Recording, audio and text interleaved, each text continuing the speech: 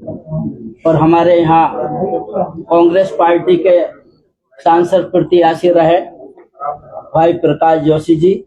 हमारे बीच हमारे एआईसीसी के सदस्य बड़े भाई अनुपम शर्मा जी, महानगर के जिला अध्यक्ष अलका पाल जी और सभी कांग्रेस कार्यकर्ता, आपका यहाँ सभी पत्रकार बंधुओं का स्वागत है, इस्तकबाल है। माननीय प्रकाश जोशी जी, शुरू। सभी साथियों को बहुत नमस्कार और मैं बड़ा आभारी हूँ। आप लोग बिल्कुल समय से यहाँ पर पहुँचे हैं सब लोग, बल्कि मैं क्योंकि दिल्ली से आ रहा हूँ तो 10-5 मिनट 15 मिनट, शायद मैं 10-15 मिनट लेट हूँ, तो उसके लिए क्षमा प्रार्थी हूँ। हमारे बीच में हमारी महानगर जो ये जिले का जिसको संगठन का दर्जा है उसके अध्यक्ष अलका पाल जी मौजूद हैं। हमारे ऑल इंडिया कांग्रेस कमेटी के सदस्य अनुपम शर्मा जी हैं बड़े भाई, और साथ में हमारे पूर्व अध्यक्ष मुशर्रफ भाई यहाँ पर हैं, और तमाम हमारे और भी कांग्रेस के साथी यहाँ पर मौजूद हैं। तो आज यहाँ से मैं जा रहा था काशीपुर से, सोचा क्योंकि बीच में थोड़ा गैप हो गया, कुछ और राज्यों में काम की वजह से बीच में 2-4 महीने ज़्यादा आपके बीच में नहीं आना हो पाया, तो सोचा आज यहाँ से होके निकले हम लोग और आपसे भी बातचीत करें और हमारे परिवार के कांग्रेस के साथियों से भी थोड़ी यहाँ पर मुलाकात करते हो जाए, जो कि अब थोड़ी देर बाद हम लोग मिलेंगे सबसे। मैं आप सबका स्वागत करता हूँ। हम सब जानते हैं कि लगभग अब 9 साल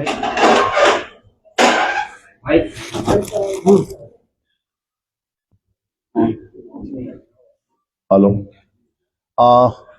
9 वर्ष से अधिक समय हो गया है उत्तराखंड में भारतीय जनता पार्टी की सरकार को। इस 9 साल में उत्तराखंड ने 3 मुख्यमंत्री देखे भारतीय जनता पार्टी के, मंत्रिमंडल देखा और बहुत सारे राज्य कक्षा और कैबिनेट स्तर के मंत्री भी देखे। लेकिन उस सबसे बढ़कर मिला क्या राज्य को 9 साल के अंदर? एक लगातार सरकार 9 साल की होना कोई छोटी बात नहीं है। ये एक बड़ी बात है कि इतना लंबा समय लगातार मिल रहा है, और वो समय आपको सिर्फ राज्य सरकार का नहीं मिल रहा है, उसी समय आपकी केंद्र में भी सरकार है और स्थानीय स्तर पर भी। अब काशीपुर तो मेयर भी उनका ही है, या और भी शहरों की बात करें मेयर उनका है, या जिला पंचायत जहां है तो वहां जिला पंचायत के अध्यक्ष उनके हैं। तो ये डबल इंजन बोलते थे तो ट्रिपल इंजन भी है। लेकिन क्या मिला इस राज्य को? तो अगर हम राज्य की स्थिति की बात करें तो पिछले इन वर्षों में शराब की दुकानें खुली। पहले छोटी छोटी दुकानें होती थी, आम आदमी उन शराब की दुकानों पे जाते हुए थोड़ा हिचकता था, जाता भी था तो थोड़ा ढक छुप के जाता था।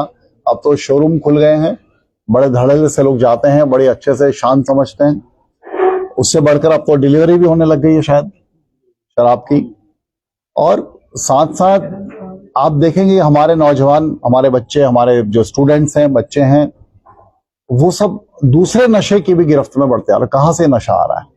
आप रुद्रपुर में आप देखते हैं, रोज खबरें आ रही हैं, पुलिस कुछ कार्रवाई भी करती है, लेकिन पर कहीं से तो आ रहा है। नशे की गिरफ्त में हमारे नौजवान तो जाते आ रहे हैं, और उस सबके पीछे जो बड़ा कारण वो बेरोजगारी है, क्योंकि रोजगार है नहीं तो क्या करेंगे। पहाड़ों की स्थिति देखेंगे, शिक्षा की स्थिति ये हो गई है आज की तारीख में कि लगभग 950 से अधिक विद्यालय जो प्राइमरी स्कूल्स हैं पिछले 5 सालों में बंद हो चुके हैं। 950 से ज्यादा, लगभग 4000 स्कूल ऐसे हैं यहां जिसमें 10 से कम स्टूडेंट्स हैं, बच्चे हैं, पढ़ते हैं, जिसमें 905 स्कूल तो सिर्फ पौड़ी जिले में जहां से हमारे शिक्षा मंत्री आते हैं। 1400 स्कूल पहाड़ों में। भैया कौन बोल रहा है पीछे? शांत हो जाओ भैया यार। भैया पीछे मत बोलो, आवाज दिक्कत हो रही है ना काम करने में। 1400 प्राइमरी स्कूल ऐसे हैं पूरे प्रदेश के अंदर, जिन स्कूलों के अंदर आज की तारीख में वहां 0 बच्चे। मैंने आपको 4000 स्कूल बताए थे जहां 10 से कम बच्चे हैं। 1400 स्कूल ऐसे हैं जहां 0 बच्चे हैं। एक टीचर जाता है, हाजिरी लगा के आ जाता है, सिर्फ तनख्वाह ले रहा है।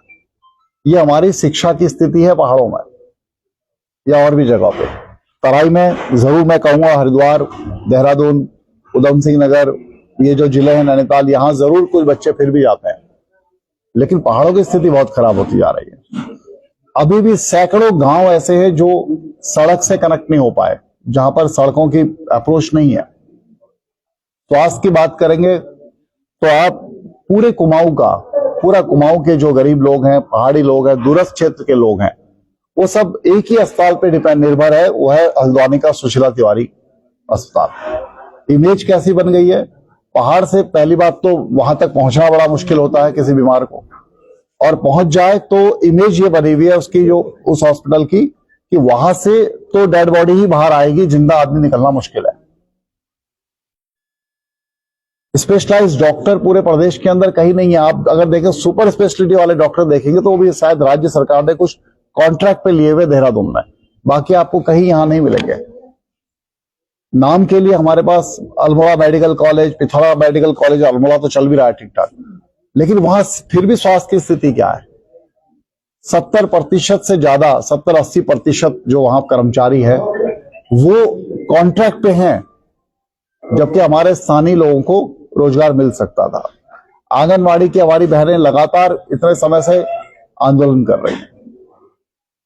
हमने देखा बार बार परीक्षाएं तो होती हैं रोजगार को लेकर, कुछ कुछ बीच बीच में होती रहती है, पर हर बार पेपर लीक हो जाता है, और ये तो आप सबके माध्यम से पूरे प्रदेश ने देखा है। तो इस स्थिति में हमने सरकार राज्य को पहुंचा दिया। खनन माफिया पूरी तरह से हावी है, अपराध दिन दहाड़े गोलियां लग रही हैं, गोलियां चल रही हैं, दिन दहाड़े मर्डर हो रहे हैं, दिन दहाड़े हमारी बहनों, बच्चियों और महिलाओं के प्रति अपराध बढ़ रहे हैं। अगर हम हिमालयी राज्यों से तुलना करें, जितने भी हमारे हिमालयी राज्य हैं, चाहे वो हिमाचल प्रदेश हो, जम्मू कश्मीर हो, या फिर नॉर्थ ईस्ट के हिमालयी राज्य हो, हम लोग सबसे आगे हैं महिला अपराध में। दूसरी जगह वो औसत लगभग 62% के आसपास होगा महिला अपराध का, 62, 1 लाख के ऊपर 62 महिला। यहां 70 से 80 हैं उत्तराखंड में, और उस पर भी उनकी भाजपा की एक महिला नेत्री जवाब देती है कि उत्तराखंड की जनसंख्या ज्यादा है इसलिए ये संख्या ज्यादा दिखती है। ऐसे इनके असंवेदनशील जवाब है। तो मिला क्या, ये सारी चीजें इस सरकार ने दी है, साथ साथ हिंदू मुसलमान की नफरती सोच दी है, और सबसे बड़ा जो दिया इस राज्य को इन्होंने, वो लिव इन रिलेशनशिप को मान्यता देगी। तो ये सरकार इसी तरह चल रही है। भ्रष्टाचार, आप तो जागरूक साथी हैं, हर विभाग में कुछ ना कुछ काम आपके कभी व्यक्तिगत पड़ते होंगे, कभी हो सकता है कि जनता के कुछ लोग, आम जनता भी आपसे संपर्क करती होगी अपनी मदद के लिए सरकारी विभागों में, और जब वो मदद मांगने जाते होंगे लोग, तो क्या होता होगा, बिना रिश्वत दिए, बिना सुविधा शुल्क दिए किसी डिपार्टमेंट से आप कुछ काम, अपना जो सही काम है, जो एक आपका बिल्कुल जिस काम में कोई त्रुटि भी नहीं है, जो जेन्युइन काम है, आप वो काम नहीं करा सकते आज के बारे में। कांग्रेस की सरकारें रही, जब माननीय नारायण दत्त तिवारी जी 5 साल मुख्यमंत्री थे, इतना बड़ा सिडकुल के रूप में उन्होंने न सिर्फ यहाँ पर बड़े उद्योग आए, बल्कि हमारे पहाड़ के नौजवानों को रोजगार मिला, हजारों की संख्या में यहाँ पे रोजगार मिला। और उन उद्योगों की भी स्थिति इस 9 साल की सरकार ने क्या कर दी हम सब जानते हैं। उसके बाद की सरकार आई कांग्रेस की, उसमें हमारी सरकार ने और दूसरे बहुत से विजन के साथ काम करा। जो गरीब पक्ष के लोग थे, जो जरूरतमंद लोग थे, जो कमा नहीं सकते थे, दूरस्थ पहाड़ों में कहीं रह रहे हैं, हर वर्ग के लिए कुछ ना कुछ योजना लाए। कहीं पेंशन के नाम पे उनकी आर्थिक मदद करी, कहीं उनको रोजगार देने के नाम पर आर्थिक मदद करी। ये सब हमारी 5 साल की सरकार ने करा। तो आज आप सबसे जो मुख्य बातचीत करने का मुख्य कारण ये था कि प्रदेश की स्थिति सचमुच चिंताजनक होती जा रही है। जिन सपनों को लेकर, जिन लक्ष्य को लेकर, जिन अपेक्षाओं को लेकर हमारी उत्तराखंड की जनता ने, हमारी बहनों ने, हमारी माताओं ने, हमारे नौजवानों ने और भाइयों ने आंदोलन किए, अपनी कुर्बानियां दी, अपना त्याग किया, मार खाई, जुल्म सहे, पर वो उन अपेक्षाओं पे मैं मानता हूं कि आज भी हमारा उत्तराखंड राज्य वहां तक नहीं पहुंचा है। बहुत काम की जरूरत है। और जैसे जैसे हम देख रहे हैं, अब चुनावी वर्ष भी आता जा रहा है, आज 10 महीने से भी कम समय बचा है अब तो चुनाव में, तो सरकार के प्रति जनता का गुस्सा भी अब और देखने को मिल रहा है। और मुझे लगता है कि जैसे जैसे चुनाव नजदीक आएंगे, ये गुस्सा सड़कों पर भी दिखेगा, कांग्रेस तो पूरी तरह सड़क पे दिखेगी, लेकिन जनता भी, आम जनता भी अब आक्रोशित होती जा रही है। चाहे वो नौजवान हो, चाहे हमारे विद्यार्थी भाई हों, चाहे वो महिलाएं हों, वो अपनी अपनी मांगों को लेकर सड़क पर है। बाकी आप लोगों को अगर कुछ और आपको पूछना हो तो आप स्वागत है आपका। जन आक्रोश रैली निकाली गई थी, जगह तरीके से निकाली गई थी, कुछ मुद्दे थे जो मुद्दे माने जा सकते हैं, जैसे महंगाई को लेकर था, रोजगार को लेकर था, अंकिता हत्याकांड है, इन पे भी आप वहाँ पर जनता को उस तरीके से झुका नहीं पाई जिस तरीके से जनता का साथ मिला। नहीं, ऐसा नहीं। मैं ऐसा मानूंगा कि अंकिता भंडारी, हमारी अंकिता तो हमारी बच्ची, जिसके वो पूरा देश में आज वो अंकिता भंडारी का जो के साथ जो हुआ वो पूरा देश जानता है। उससे शर्मनाक कुछ नहीं हो सकता था और उसको आज भी न्याय मिलना बाकी है। लेकिन कांग्रेस पार्टी ने चाहे उस समय जब भी वो मुद्दा, जब वो घटना घटी और तब से आज तक भी हर प्लेटफॉर्म पे कांग्रेस पार्टी है जो सबसे ज्यादा मुखर होकर उस मुद्दे पर बात करती है। हमारे चाहे ब्लॉक इकाइयां रही उस समय, फिर जिला इकाइयां रही, फिर उसका प्रदेश की यूनिट है, चाहे हमारे जो अन्य अलग संगठन थे, महिला कांग्रेस ने उस पर बहुत कार्यक्रम करे, यूथ कांग्रेस ने कार्यक्रम करे, मुख्य कांग्रेस के हमारे हर बड़ा नेता अंकिता भंडारी को न्याय दिलाने के लिए, हमारी बच्ची को न्याय दिलाने के लिए अपनी मुखर आवाज जो हमेशा करते हैं, सड़कों पे भी रहे हैं। महंगाई की बात है, निश्चित तौर पर अब आप देख रहे हैं, अब तो चुनाव खत्म हो गए तो अभी महंगाई और दिखेगी। अभी तो सिर्फ कॉमर्शियल सिलेंडर बढ़े, पेट्रोल डीजल और सिलेंडर बढ़ेगा तो आपको दिखेगा। सरकार तो नकारती रहती है, हमें भी पता है स्थिति क्या हो गई है। मैं तो अभी दूसरे राज्यों में घूम रहा था चुनाव के इसी सिलसिले में, तो होटल ढाबों में रोटी नहीं मिल रही है आज की तारीख में, सिलेंडर नहीं है ना, तो बोले चावल खा लो, दाल खा लो, जाओ। ये स्थिति हो चुकी है। सरकार बोलती है सब कुछ ठीक है।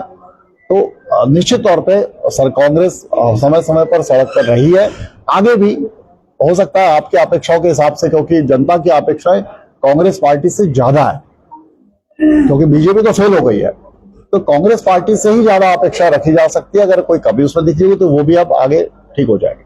आज 2022 के विधानसभा चुनाव में भी कांग्रेस इन्हीं मुद्दों पर उतरी थी, अब तो उसके हार, ऐसे में आप 2027 का चुनाव जनता के दिलों में राज कैसे करेंगे? देखिए, चुनाव में कई सारे तिकड़म भी होते हैं। कांग्रेस पार्टी सीधे और सरल तरीके से जनता की आवाज बनकर चुनाव लड़ती है, जनता की अपेक्षाओं के अनुरूप काम करने के लिए चुनाव लड़ती है, जबकि भारतीय जनता पार्टी बहुत सारे और तिकड़म भी लगाती है।